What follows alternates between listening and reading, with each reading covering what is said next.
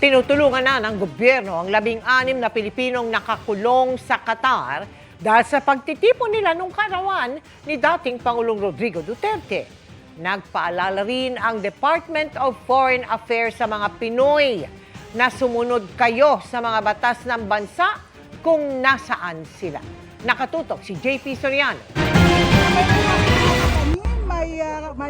Sa picnic idinaan ng maraming Pinoy abroad ang kaarawan ni dating Pangulong Rodrigo Duterte nitong Biyernes. Para diyan ang permit na kinuha ng mga nagtipon sa The Hague, the Netherlands, bagay na ipinaalala ng pulisya roon.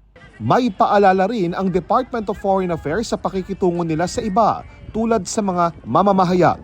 Huwag magharas ng mga tao, dapat sumunod. Yun lang po. Kasi ayaw natin na pati kayo makasuwang or kunin ng polis dahil unruly kayo. Picnic lang din umano ang ikinasa ng mga taga-suporta niya sa Qatar.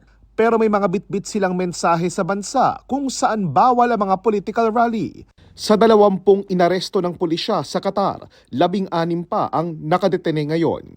3 ang pinalaya dahil minor pa. I think they were harmless. It was more like a picnic gathering. Kaso meron silang mga siguro t-shirts, may mga placards or what, no? Yun ang dahilan kaya sila naresto. Alinsunod sa utos ni Pangulong Bongbong Marcos ay ginagawa ng Foreign Affairs Department at Philippine Embassy roon ang lahat para tulungan sila lalo't hindi bababa sa 3 taon ang kulong sa mapapatunayang guilty sa paglahok sa political rally. Obligasyon pa rin po ng ating pamahalaan, ng administrasyon, ang mga Pilipino, anuman po ang kulay nila. Wala po tayong sinisino, basta po kapwa Pilipino, tutulungan po yan ng administrasyon. We're hopeful that they will be released in the next week or so. Hindi naman sila nanggugulo. Plus deportation, they will have services of legal counsel.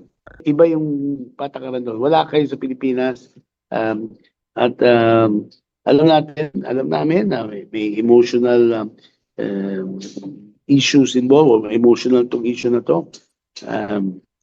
Pero nandiyan kayo para magtrabaho at sana hindi mawala trabaho ninyo para sa sarili nyo, para sa pamilya nyo. Para sa GMA Integrated News, JP Soriano, nakatutok 24 oras.